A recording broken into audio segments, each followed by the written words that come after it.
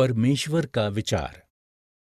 8वीं शताब्दी से भक्ति और सूफी आंदोलनों के रूप में भगवान की भक्ति या प्रेम के विभिन्न रूप विकसित हो रहे थे।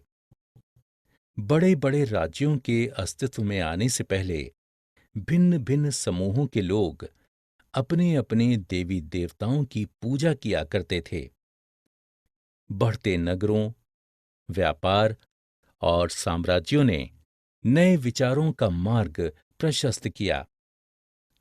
लोगों के बीच ये मान्यता स्वीकार्यता पाने लगी थी कि सभी जीवधारी अपने अच्छे तथा बुरे कर्मों के आधार पर जन्म और पुनर्जन्म के अनंत चक्रों से गुजरते हैं।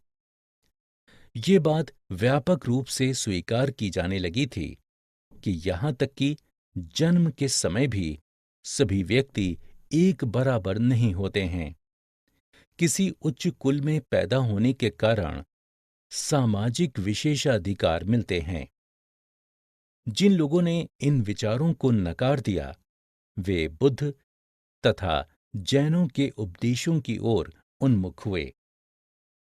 उन्होंने बल दिया कि व्यक्तिगत प्रयासों से सामाजिक अंतरों को दूर किया जा सकता है और पुनर्जन्म के चक्र से छुटकारा पाया जा सकता है।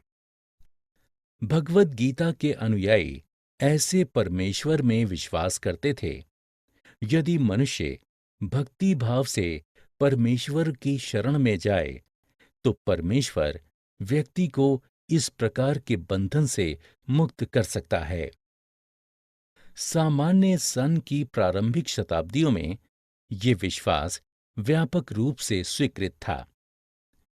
विशद धार्मिक अनुष्ठानों के माध्यम से शिव, विष्णु तथा दुर्गा को परम देवी देवताओं के रूप में पूजा जाने लगा था। भिन्न भिन्न क्षेत्रों के देवों एवं देवियों को इनकी तरह पूजा जाने लगा था। अंततः पुराणों में ये स्वीकार किया जाने लगा कि भक्त भले ही किसी भी जाति पाति का हो, वो ईश्वर की कृपा प्राप्त कर सकता है। भक्ति की अवधारणा की अपील इतनी व्यापक थी कि यहाँ तक कि बौद्धों और जैनों ने भी इन्हें अपना लिया।